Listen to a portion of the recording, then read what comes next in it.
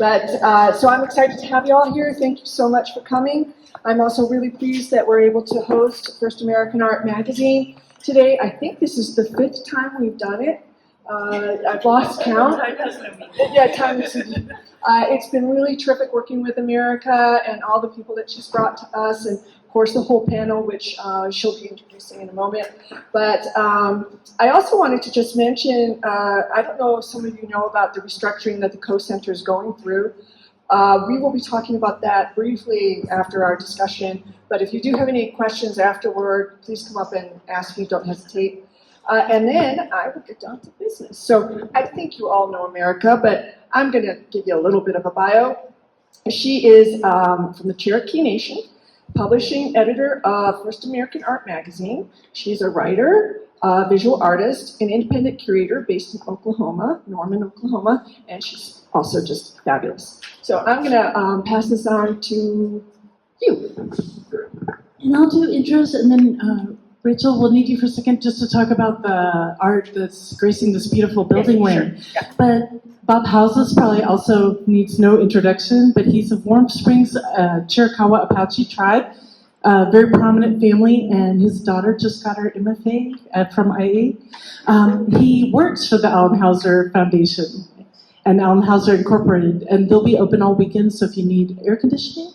And also, what's pretty fabulous is right outside is Axel Contemporary that has art and activism.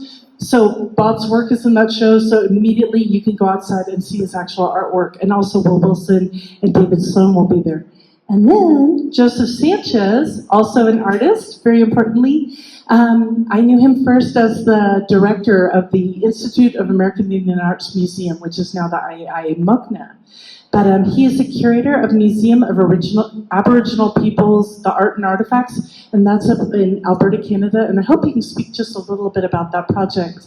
And he's the last living member, sadly we just lost Alex Jamber. He's the last living member of the Indian Group of 7 that was so revolutionary in Canada and is kind of the backbone of so many projects today and art forms today. And then Rachelle Pablo is with the Navajo Nation.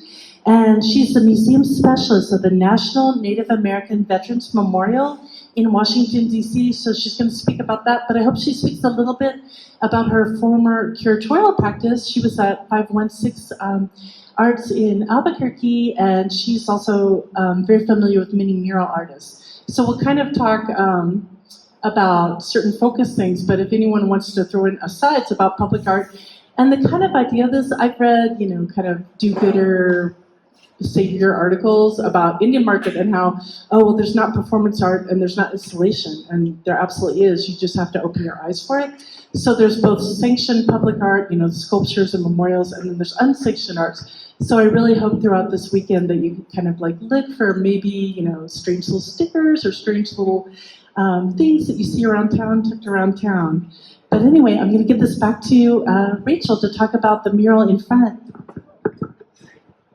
So I hope everybody saw the mural when you came in and took some time to look at it. It's by Nani Chacon. She's a Diné Chicano artist born in Gallup, New Mexico. And she works on large-scale site-specific public artworks, drawings, and installations, primarily as a painter and a muralist, of course. And she's shown both nationally and internationally, creating projects that focus on community engagement. Her personal philosophy, if I can dare represent her, is art should be accessible and meaningful catalyst for social change. This particular mural has been a huge, wonderful, positive artwork for this community here. When it was finished, the first couple days, we ended up with some lowrider cars out here and taking photos. It was fantastic. But I have to say the whole process was really amazing. We invited Nani to come and create this mural for us. Our only caveat was to let her loose into the collection and from there to be inspired. And so she walked through the collection and chose some pieces that meant something to her and put it together into this wonderful display. So you have on one side, you have Elsie Stone Holiday's basket, which is this one here. And it was made in 2006. I think that the date might be wrong on there. Oh, I'm sorry. Oh, don't worry. No worries. No worries. No, I think we fixed the date. It's Oh, good. you did fix it? Okay. no meaning. Okay. And she's more contemporary, of course. When Ted was collecting, this was probably something he bought later in his life since he passed away in 2010. And so it represents the western part of the United States, whereas the other baskets are, or the other basket is based on actually two baskets that Nani saw, both late 19th century, likely from New York State, and it's brown ash splint wood, late 19th century. And so that's the other one that's there. And that, of course, represents the eastern part of the U.S. and older things. And then we also have a bracelet that is also probably, let's see, 1920s to 1940s, which I don't think we have a picture of on there. Yeah, I don't think we have it. Yeah. Yeah, so you can see it on one of the wrists there of one of the ladies. And so there are three pieces from the collection in there. Now, when Nani was painting this, it was an amazing experience. It brought the community together during COVID when everybody was still kind of locked down. She'd be out there in 90-degree weather. I don't know how she did it. Painting away. People would stop by and talk with her. We would hang out with her. We would bring her coffee. I would take her little dog into the other building so he could be air conditioned. And it's just, for me personally, an amazing experience. And I think I can speak for Bess Murphy, who's also here, who was overseeing the project at the time. So it really was a terrific job working with her.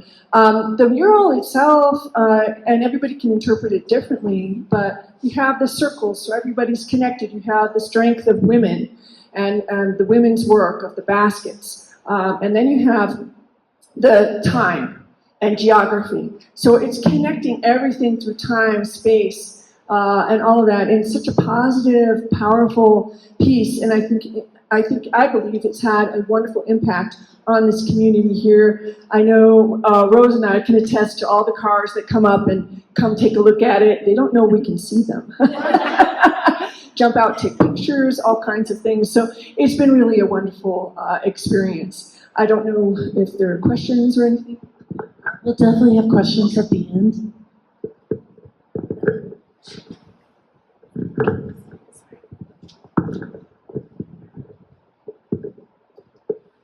Ya te shike do shidina eshe a Rachelle B Pablo yina she techi yina shwe tuedlini a bashichin sinjikina a dashiche ashchi a dashanella. Hello, I am the museum specialist for the National Native American Veterans Memorial, and I started this position recently on May 20th, and I'm also a veteran of the United States Army, and you know, it's a deep honor to be in my role today. And the National Native American Veterans Memorial, this is from the west side looking east, and this is, although it says it opened in 2020, that was the original opening date. It actually, the ceremony was on Veterans Day in 2022. And what altered and shifted that opening was the COVID, the pandemic. And this is designed by Harvey Pratt, Southern Cheyenne Arapaho. And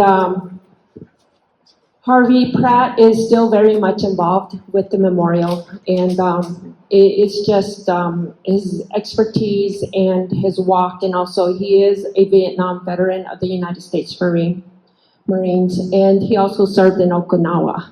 And the National Museum of the American Indian, and what I find really profound about this memorial, besides the collective memory, and finally providing a healing space for Native American veterans, because this memorial is long overdue. And it is the closest veterans memorial in DC to the Capitol. And the location is, I think, really profound, and it speaks volumes, and I'll leave that up to everyone's interpretation, because everyone has their own interpretations. And next slide. And this is the pathway leaving the memorial. There's one entrance and one egress. These are the United States Armed Forces. Going back to the Revolutionary War. And next slide. And this is the opposite when you're walking towards the memorial. And if you see this path to the right, I don't know if you can see it, but there's swamplands. It's surrounded by one area is completely with water. There's trees, there's sounds or speakers of song and drum. So it's sensorial in various ways, not just visually, but the sound of the drums, the sound of the water. And when the flame is lit, you can feel the heat, and you can, it's just a living monument memorial. Next slide.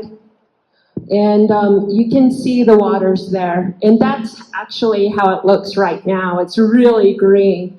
And you can see the flame being lit. And this design that Mr. Pratt, when they had the call out, it was a complete call out. There was 120 artists who submitted. And so parts of the criteria is it had to be inclusive and not just be representative of one tribal interpretation. So, he brought in the circles, and this is the warrior circle of honor. And that's his concept and the title of this memorial. And so you see the vertical circle that's in stainless steel. It's on, if you could go back another slide, maybe we could see the water drum. Can we go back? Back or Yeah, the other angle. this one? Right there. So at the base of the circle is a water drum. And you can see it engraved. There's water that comes out from the center. And it brings in all these elements of fire, air, water, and earth. And the four cardinal directions, entrance, north, south, east, and west. And there's so much symbology in this piece and thought. And so that circle, and there's the four lances. You could see the stainless steel lances as well. And prayer ties, or prayer flags, are put on those lances.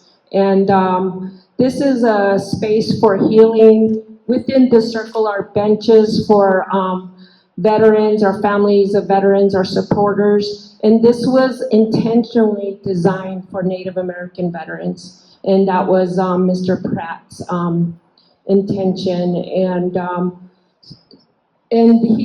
I was reviewing an interview, and yesterday I quote, he says that the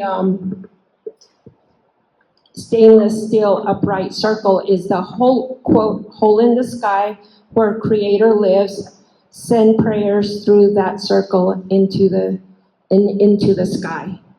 So this is a very spiritual place, and I think I better stop because you have so many more questions. Okay.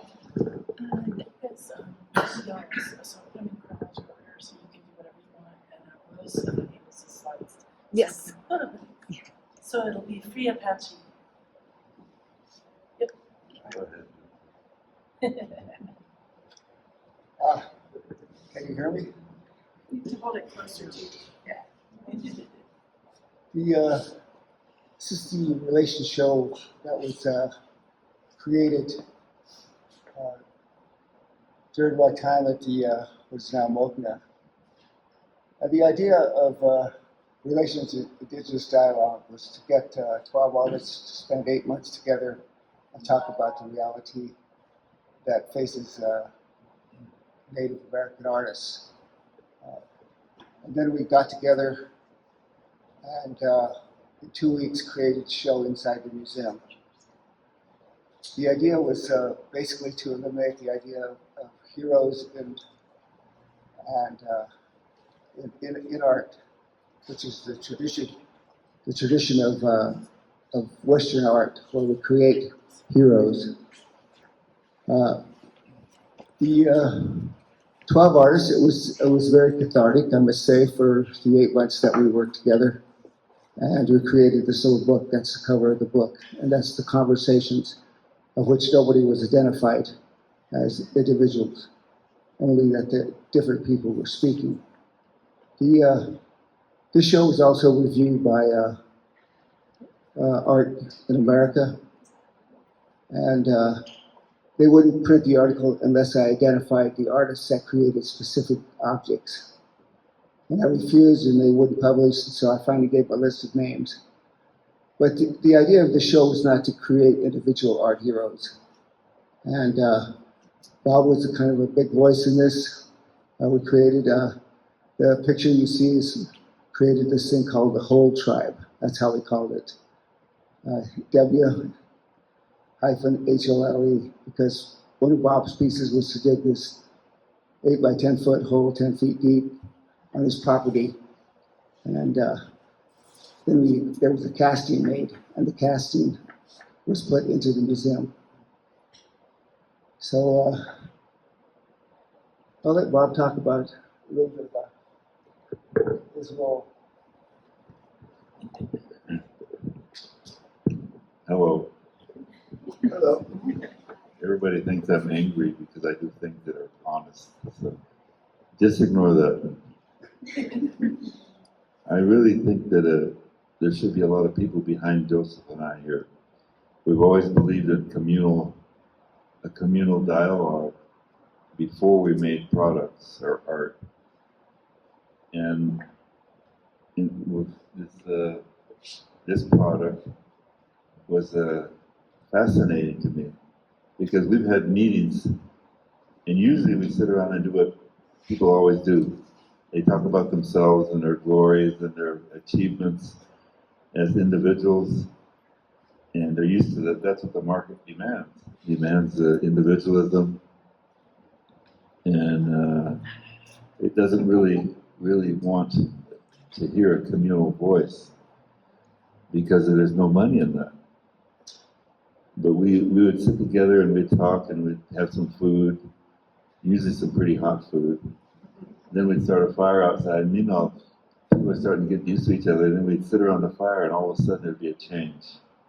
And Kevin Emporia was a part of a lot of this. That's why I wanted him up here, but he's too shy. But Roxanne Swinsel was involved, and so many people.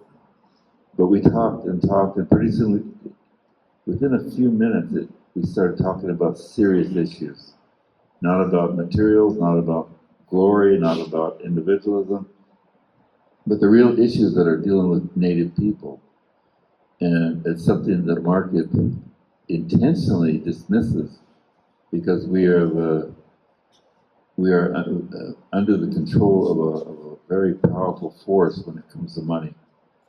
And Native people, we've been taught from the very first boarding school, residential school, trade school, vocational school, all of that was non-cultural. It was all teaching us how to fit into the white society and make money as individuals. And the answer to any questions was gain the prestige of the white man. Show them you can compete as good as them and give your prestige to your people. Well, right now I know that if you go somewhere in this country, anywhere in this country, and you mentioned some of our great artists, most people will say, I've never heard of it. Like Alan Haozous, for instance, my father. Go right up north, Colorado, Kansas, Arizona, talk to Native people and say, never heard of it, never heard of it, never. Why is that? Because it's a construct of the market. It's not a construct of us about our philosophical and spiritual ideas, or the pain, or the love, or the camaraderie like we always had in our groups. It's really about ego and money. And that's what was taught to us.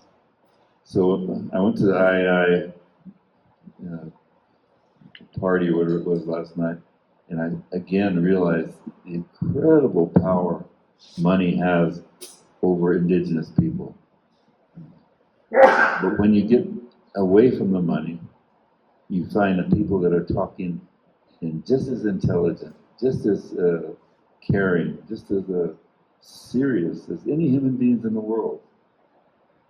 But we're not allowed to do it because the market wants heroes. That's why we did the No Heroes project. The market wants value. They want an investment. But at the same time, there's something called a buckskin ceiling, I've heard, where Indian people are held in a certain area. And almost all of our great artists are within that area because they're ethnic geniuses. But the money stops at a certain point.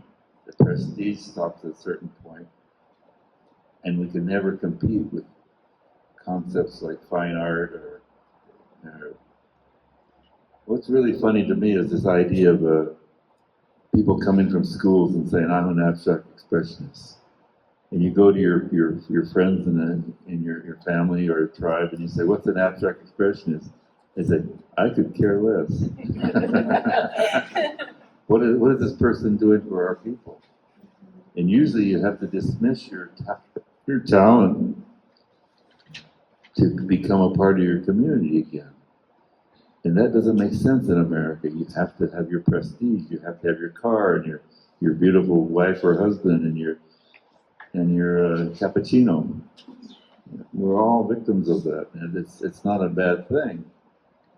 But what I'm trying to lead to is, let's say 100 years from now. I just did a playground duck that my ex-girlfriend bought, and I changed it into an art sculpture. It's a playground equipment for our children in 100 years. And it has a oxygen bottle next to it, so that when they send them out to play, they'll need oxygen. They'll need protected from their skin, from their eyes, from glaucoma, from the food, from the water. All that stuff is guaranteed to our grandchildren and great-grandchildren because of us focusing on money and individualism and this so-called two-generation thinking that America lives off. It's a strip of America. So how do we get people to start thinking again? So I'll end this now with a story I got from Frank Lapina, a friend of mine from California. I think he's a Wintu, but he's been a friend of mine for a long time. And I always went to him when I had any ideas because he's such an important person to me. I said to Frank, we lost our language, we lost our land, we lost our spirituality, we lost our laws, we lost our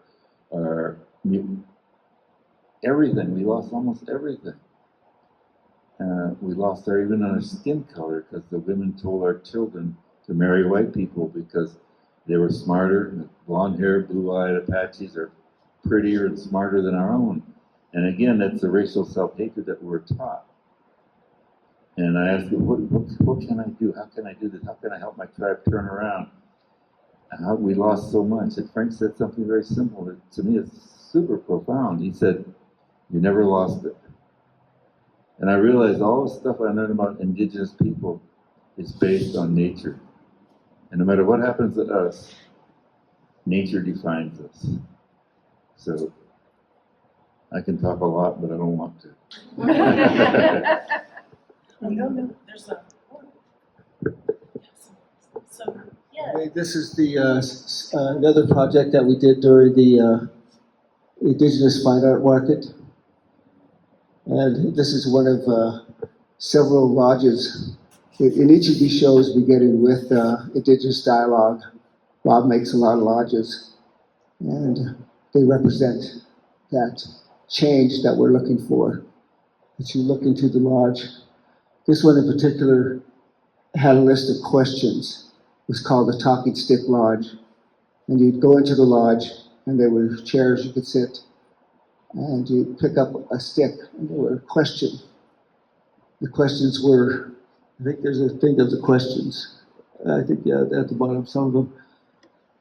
And it's again talking about our ego, our desires for financial fame.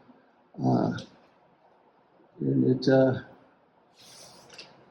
interesting thing about this lodge, it was a 22-foot tall lodge, and it's made out of PVC, which we then wrapped in sage and sweetgrass, and we also burned those herbs with cedar for the whole time that it was up for two full days.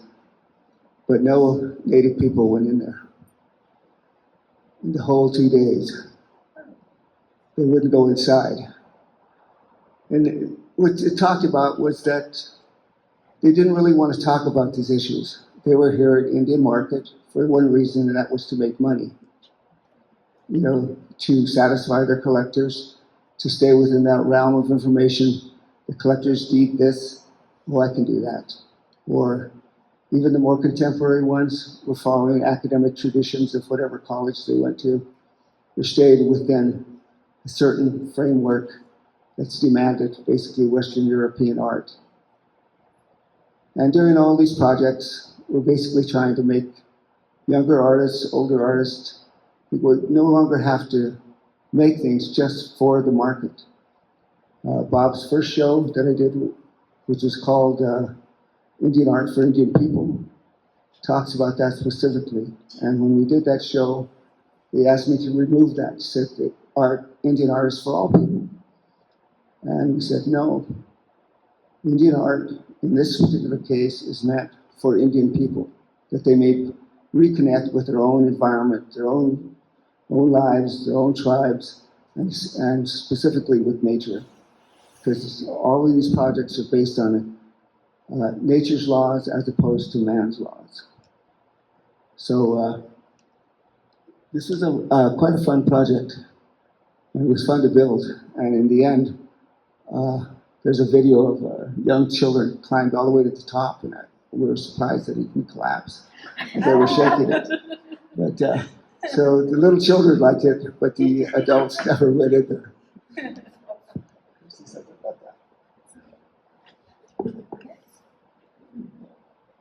And this is another project. I curated a show for the Hood Museum in Dartmouth. At the same time, Bob was brought in also to create an Indigenous space and to talk to the students.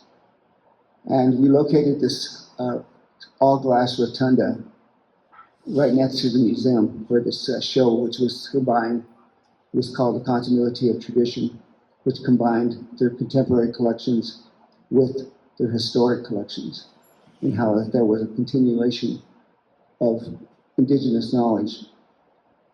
And when we started this project, he brought this, I think they were tent sticks, those flexible tent sticks that created this lodge. And the idea of this lodge was that all the students would then add to it.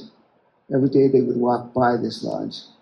And I think there's, I don't see anything tells exactly, is our world ended, I think, is that what you said?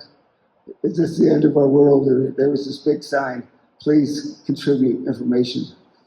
And people would put these little pieces of paper through the slot. And every day we'd add them to the lodge. In the end, it was completely covered with all these comments by all the students. And they talked about the racism at Dartmouth College, a lot of the problems that, again, talking about the real problems that face Native America and not the fantasy of becoming famous and making and continuing to make objects strictly for a collector-based economy. So, you know, in today's world, I see all the young artists, and I just mentioned some artists up in Canada painting murals, some for the first time. And they were so tentative that they wanted to stay within the parameters of what Western art would tell them. A buffalo is a buffalo. This is this. It has to be, can't talk about what I really feel. And this mural project was about what you feel about this spiritual place that had been kept away from Native people since the 1800s, when it was discovered by 3 white men. They eventually, and also this space was only referred to in all the publications as the first national park in Canada. And all the publications and information dealt with these 3 white men, and eventually there were Indian men using the sacred spring. And when I got there, I said, well, what about the women? There's no women in any of this information. And so it was just that little bit of a question that caused the other artists, 3 of them were women, 3 of them were men, to delve into talking about where were the women in this narrative. And it's a spiritual project, and everybody then freed themselves up to talk about what their tribal unit used the space for and what the women, how the women were involved. And it's really, it's changing this whole narrative about this Canadian National Park. This is the first time that they've allowed natives now to do ceremony there, and they closed the park. But prior to that, 2 years ago, that wasn't the case. So little by little, this kind of information is changing. And I think it's important that myself, Bob, Roxanne, all the people from our little group, which is included the late Rocky, I can't even say his Hawaiian name, when we did Indigenous dialogue. We wanted to bring up our people, the younger people, the children. We're looking more toward, hopefully, that this will make an effect on the children. I think for somebody like me, I'm already way long in the tooth, as they say. So my goal would be to share whatever I have with younger people. And it's important that they don't fall into the traps that are presented by, I know we all need education, but academia also makes you want to serve the master. Because you can't get your master's unless you serve the master. And that's, you know, it's hard to come back from that when you change your inner feeling. So it takes a lot of work to re-find yourself as a Native person. I've been fortunate. I didn't get to go to college. I tried many times, but so I considered that was the Creator's blessing to me, not to have to try to serve the master. I think you should talk about government.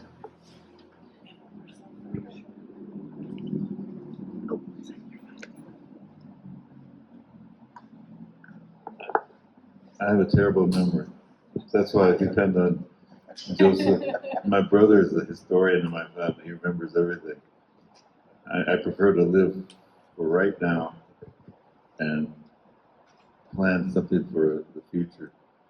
And that's kind of how my father taught. I don't like living in the past. I don't like being defined by history.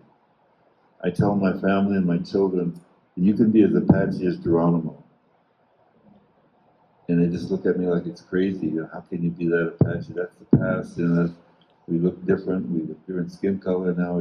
But the truth is, it comes down to what Oren Lyons taught me. When I asked him, what's the difference between white people and Indian people?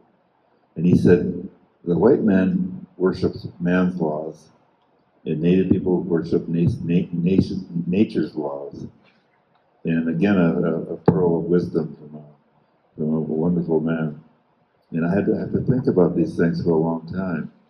I don't dwell on them. I just let it fit into my mind so I can think about it. And what is my purpose as an Indian person? Is it really just because I have, as people in my tribes, I have warrior blood flowing through my veins? And we all know that's nonsense. Every human being has warrior blood flowing through their veins. But it turned us into a militarized clones of white people. The military did, especially me. I was in the Navy 4 years, and we helped destroy a hospital off the coast of Vietnam. And I was the only person who spoke up. Why, I don't know. I think it has to do with something about family and tradition and responsibility. But the executive officer sent down and said, tell him to shut up or he'll go to the brig. So I shut up, and I call it an act of cowardice for not telling the truth about what we were doing for the purpose of power, military placement, cultural dominance, the religious conversion. All that stuff is because we were serving them in that way. It's not a condemnation of what we've done in the past. No, it's really, is that going to serve the world and Native people in the future? And that's something I really find out when I talk to Native people, that we have serious concerns that we're ignoring because there's no market for it, and our own people don't want it because of the colonization, the boarding schools. We don't know how to even talk to each other. And right now I kind of laugh when I hear people saying these terms that are pan-Indian. They're certainly not Apache. Like everybody goes and they say, aho. And it's not, yeah, it's Kyle, but it's this, and it means something totally, it means a lot. It goes all the way up to Canada. It's really a feel good, but it has none of the depth of any of the cultures of any of these languages that we have. But what is the language of the future? And I think it comes down to the arts. But if we're just making stuff for the market that's absolutely gorgeous, world-class, beautiful stuff, it doesn't tell that philosophical and spiritual essence that we come from, then we're just, what? I don't even know how to define it. I just know I don't want to do it. I want to make stuff. I was at the Hurt Museum and they asked me about what I was doing. I said, I make stuff. And they all laughed at me. But I don't call it fine art. I don't call it native modernism. Native modernism is another that I laugh about. We're all native moderns. Every human being's a modernist. But all of a sudden in the market, it means something. It's a value system that really has no purpose for Native people. And you ask them and they'll say, what does that mean? Because that's an Indian marketing term. But all these terms that control what we put our creativity in, instead of real serious issues about nature, about the future, about wars, about the environment. That's what art should be talking about. That's our maybe our greatest blessing, is that we still believe the earth is a part of us. That we're not dominant of the earth, but it's an integral part of our reality. And that's where I'm trying to go with my own art. But I'm getting a little, as he says, long in the tooth. Well, I'm longer in the tooth. So. In fact, I just broke a tooth the other day. But the message has to come out for all of us that this earth is sacred and we're destroying it. Because the children are going to benefit from any kind of change we make today, or else they'll be cursed by our behavior.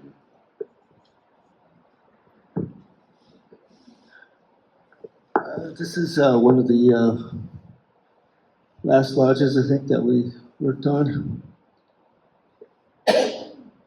It's Bob created this.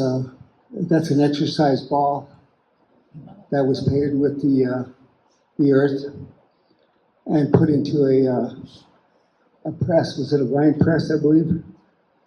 And so we're squashing the earth, putting pressure on the natural resources of the planet. And it's a beautiful power-coated lodge, this one.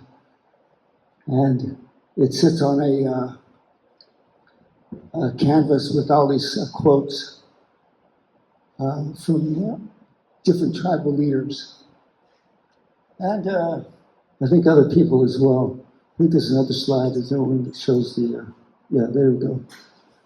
So it included somebody like Alex Janiger, who just passed, by the way, one of the last living members of this native group of 7 in Canada. And the goal of that group was basically to eliminate the border. We didn't create those borders, and why should they exist today? And the group was created in 1970 to battle the fact that no Indigenous work was in any gallery or museum at all in Canada. And Eventually, 3 of the members of the 7 had one-man shows at the National Gallery of Canada. But we researched all these quotes, and I sat and I think there's another photo that shows other people looking at it. But it took place during the fashion show, the Indian market, which is the big money maker, and it was quite the day. So in this case, the lodge was seen by quite a few people, even though they were always looking at the models walking down the runway. So, but it was aesthetically, this is a very beautiful piece.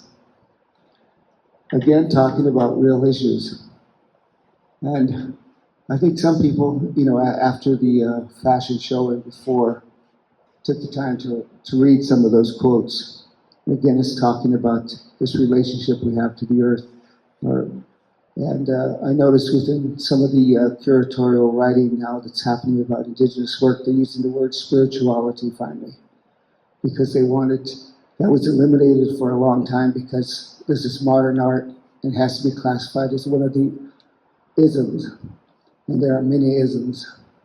And Bob has a great piece called about the isms as well. It's just one of the things we continually talk about. And it was part of another installation that we did as well. During the Indian market, I think before this one, we did something called, Bob did a video called Liberty Clown. And I did a live poetry reading called Who Do You Listen To? And it comes back to that. Who do you listen to when you make your art? Do you listen to the spirits or do you listen to Andy Warhol? It's the contrast of where you get your source material. And Bob's Liberty Clown was really funny. He took the Statue of Liberty to the top of a cliff and pitched it off. So, oh, here's some of Bob's works. He can talk now. I should say, people can see this. It's on the sale in Peralta. Yeah, So you're almost guaranteed to see this work this weekend. it's right in front of the state capitol.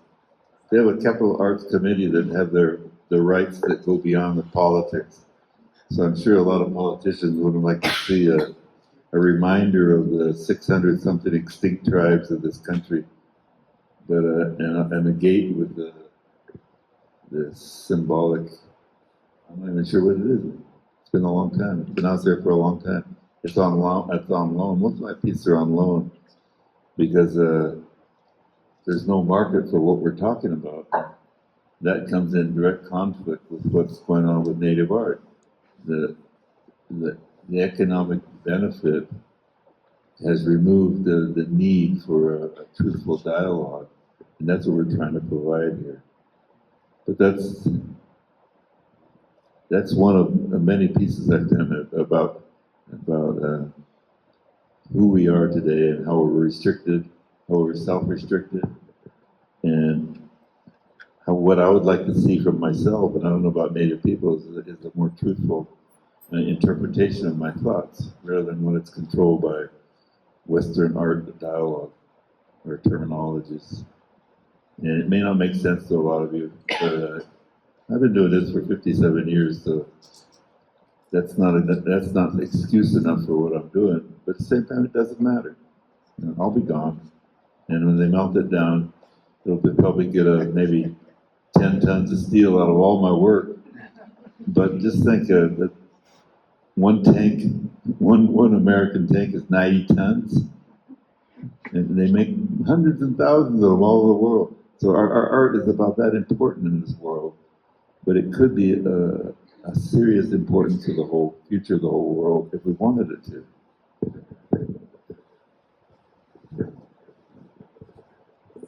Other war sides.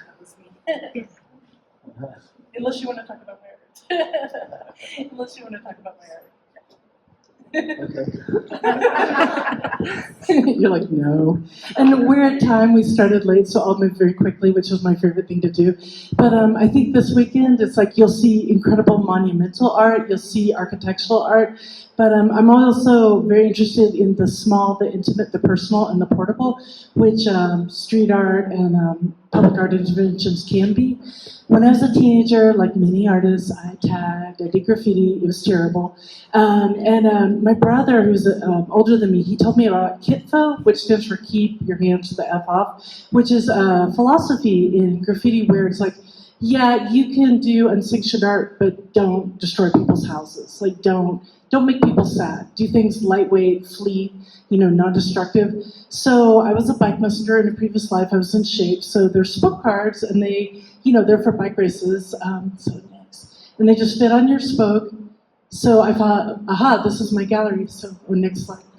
Yeah, so I'm not fluent. I can bumble my way through Cherokee and torture people who actually speak it. But I think an important thing is we all have a connection to our homelands. Like, you go back to your homelands. I don't live in my homelands, but I always visit. I've had the good fortune of several times going to our mother mount, Gadua, and I've been able to go to water there, so I'm aware of my homelands. But our culture doesn't fall off the second we leave them, and I think Indigenous people have always traveled, always been very cosmopolitan.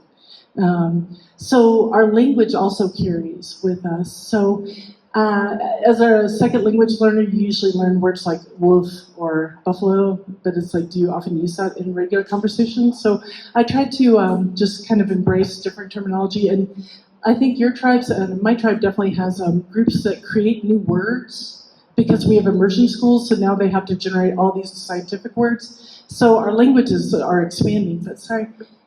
Next. So I had access to this international bike messenger community, and there's several prominent.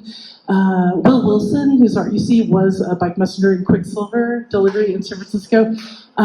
Stephen Yazzie will be here. We used to work together at Pelican Delivery, so it's this amazing kind of nomadic community. So I was able to reach out through this community and disperse my artwork through them. They could show a photograph, so there's me at the Louvre, my work in Venice. But they could show a photo and then request a word. So they send me letters. And sorry, I need to pick up the pace. So these are the words and phrases, but what was really challenging is I didn't know a lot of these words, so I'd go to native speakers. And the funniest is, the word for magpie. And I know we have a word for magpie, but my mother and I talked to 7 different fluent speakers, and they're like, no. So finally, Beverly Squirrel, Mooney Squirrel just invented a word, so Uunijiskwa is a chatty bird for magpie. And so I just love that this is kind of flowing and just kind of reflects the living language and how diverse it is. So next. And then I take the plant tags. I went through a period of laminating everything that didn't move. Anything that was slower than me, I'd laminate it. So this is an argument I have with myself all the time. I think we often give advice that we need ourselves, and mine is always act, don't react. I was in the anarchist community, which if you want to meet a bunch of reactionary people, hang out with the anarchists. So I used to curate their shows. So my friend and I curated a show called Anti. And sometimes in activist circles, you're so against things that what are you actually for? And that's where we talk about that you have to go back to your spirituality and your center. What do you stand for? And I always tell myself, and everyone else who will listen, it's like the future belongs to those who can envision it. So this is a sunflower seed, and so next. And I would just make these little tags, and if people don't like them, they can just take them down and throw them away. But, kind of these ideas, these important plants to me, and then kind of messages of hope. The bean plant going to the skull is something I used to draw in high school when I was deeply depressed about the environment, which it's pretty scary. So the bean plant growing through human skulls, like humans might die, but life won't die, which is my view of hope. And then the idea of the blood root, which is, it's not only a diet, it's a medicine. It's a visionary medicine if you want to try eating blood root. But the idea of vaccine, culture is a vaccine for mass culture, and children 0 to 7 are very, we have massive neuroplasticity. So what children are exposed to 0 to 7 will last for the rest of their lives. So I think exposing yourself to your culture is so important. So you can critique the messages you're sent by a society that doesn't have your human interests and the planet's interests at heart. So that's how Market Street services go, which is like the belly of the beast capitalism. But anyway, and then thank you so much. We'll let Rachel take over, and then if anyone who wants to ask questions, we can take questions. Okay, I'll try to keep this brief. How many of you know about the Coe's restructuring? Oh my God, this is great. This is great. All right. So I've been, the Coe started as an experiment. I remember moving here, thinking, what are we going to do? And then we fell into this space, and we sort of fell into our programming. And there was purpose behind it, but it was an experiment. And I knew in the back of my mind, I wasn't sure if we would continue on this trajectory forever. I knew I have a limited amount of energy, as many executive directors do, and I was coming to that point. And so I had some ideas of how we can move forward, and I took a trip to Canada. And, running around in the horrible airport and whatever, but it solidified in my head. So when I came back, I presented to the executive committee of the board my idea. And at that time, I was also having some dreams as well, and one dream that came to me, which reinforced my thinking, was Nani's mural. You can't take it with you, so give it all away. Coming from a family of collectors and that sort of hoarding gene, and working at the Coe and learning so much from the people that I came across, both Indigenous and not, I started to realize, you hold too tight, you'll kill it. And I didn't want to do that, and so I suggested, why don't we give it all away? It's not about the monetary, it's about doing right within the community, respecting the communities, and hopefully raising awareness. And somewhat parallel maybe to what you were saying a little bit. But, and so they agreed, they liked the idea. And so we have three assets. We have our collection, we have this campus, and we have our money. And we're not in a huge rush. It's not like the money's going to run out tomorrow. So let's own this. Let's do this the best way we know how. And so I'm very grateful for my board, who's predominantly Indigenous, to help us walk through this. We created an RFP for the collection so that those interested, either institutions or communities, unfortunately, our bylaws make it so that we have to either give to another 501c3 or a federally recognized tribe. However, there are workarounds, which we are discussing with some of our community members and others, but that we would give it away. And that we would use some of the money that we have to help particularly communities in their rehoming costs. And so we were already on our path with the Luce Foundation that had funded us to bring in some community members from outside to help us understand our collection. And so this grant became even more important in helping us find the path to give it all away. The RFP deadline is this September 9th. So we've been very busy lately with a lot of questions and various people coming to us. It's been very exciting. And so we're really looking forward to what comes out of that. The second thing that we have here is, of course, is our campus. What do we do with the campus? We give it away. Why, some of my friends are like, wait, you can make so much money and then you can give all these grants. And like, no, that's not what it's about. It's about trying to honor what we created here by giving it away to another community-oriented organization, whether it's strictly educational, arts, or whatever. And so we're in negotiations with somebody right now, but we also have a list of a number of other entities that are also interested.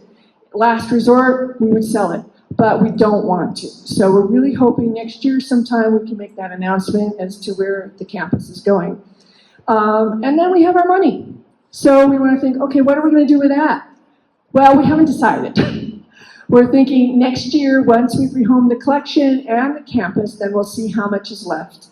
And then we'll make a determination of how much energy we as a board and a group have. We might use it for microgrants, or we might give it all away. So stay tuned for that one. But it's been a really exciting journey, I think, for all of us. I hope I can speak for the board as well. It's been very positive. We're leveraging our mission, the work that we have done, all the people that have been at the Coe before and the wonderful things that they have done. It's all getting leveraged through giving it away. We're looking at institutions that have strong educational opportunities that are already in place. We're looking at those institutions or organizations that also are very community driven, so the works are accessible. You don't have to meet the King of England and get approval before you go in. We're looking at all of these things because we want to make sure that these pieces, if it's appropriate, are not put on a shelf, stuck in a warehouse somewhere, never to be seen again, that they can be activated with their new role. And we're also sending some things home through NAGPRA or voluntary return as appropriate as well. So that's our restructuring project. We're very excited. If you have more questions, you can come up to me afterward. Do people have questions? I just want to remind you that we may pretend to be pure Indianish, but I have some English blood. My grandmother's mother married a white man named George Ratton. And America is so involved and in love with royalty, it proves to me that I'm American too. So I started watching TV and all these English and Australian cooking shows and the way that I use the language. Because I think that maybe if I learn their language, they'll accept me and give me some kind of noble title or knighthood or something. So I found 2 words that'll make me fit right into English society. I learned how to say wata. and the one that's always mystified me is schedule. And I'm sure if I drop these 2 words, I could be an English citizen. But I'm kind of happy being an Apache citizen right now.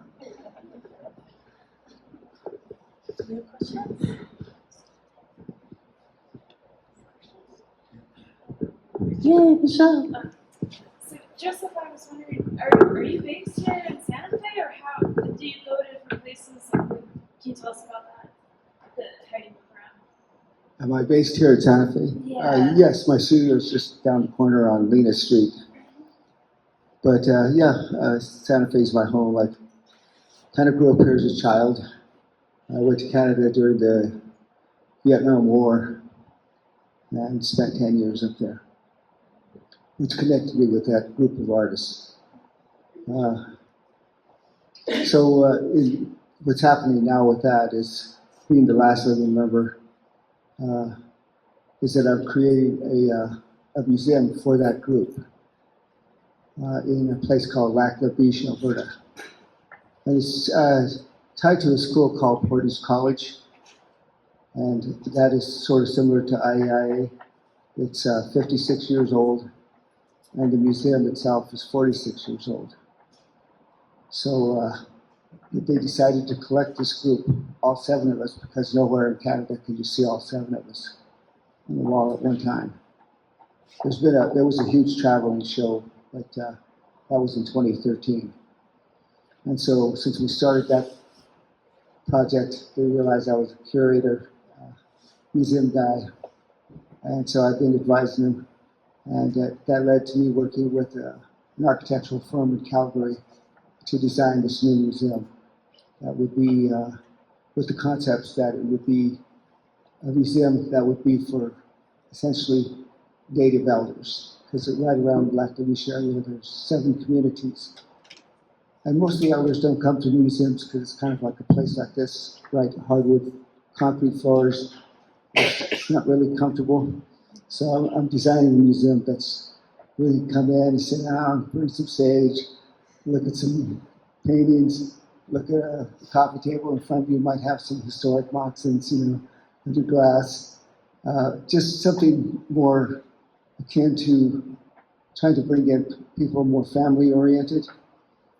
So that I've always, even my time at IAI, I always wanted to have lots of children in the museum. I think if we don't let them be a part of that, then how can we expect them to grow into something different? So, the idea that museums are untouchable, you can't look at that, you can't be running around in here, you might break something. It's not the way to teach them how to experience their culture's work.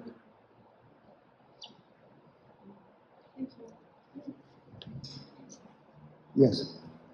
I guess I'll throw this out to anyone there. It's Bob, right?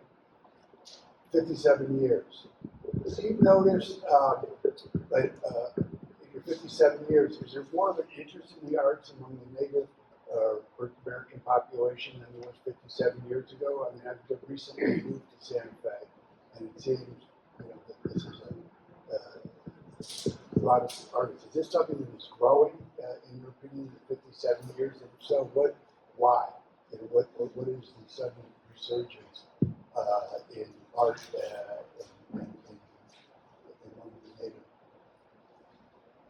the native? It's a long story on that one. Yeah, I'll try to make it agree, short. but I went to CCAC, California College of Arts and Crafts, at the time when people were disillusioned with America, with the World War I, World War II, the Korean War, the Vietnam War, all this protest, and everybody was looking for an exotic other way. And people were walking around with moccasins and beads and feathers and all that stuff. And I was an older student and was watching what America really wanted was a superficial tie to other indigenous cultures. And Native America was right there. The federal government has been making boarding schools so that we could make products for our market, and it came to us literally right on our tables. But what it did is it produced some of the world's best art, men with beautiful products and with beautiful things, and it's grown and grown to right now. But the big problem to me is the power of that money. It's not really anything other than a decorative need. It's not a philosophical or spiritual need that America needed. They thought they did, but they didn't go there. They were using terms like groovy and far out, like Don Denver, because it was just a feel good.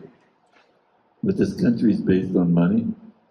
Native art has been trained to be based on money, but the popularity of the art has grown to a point where it's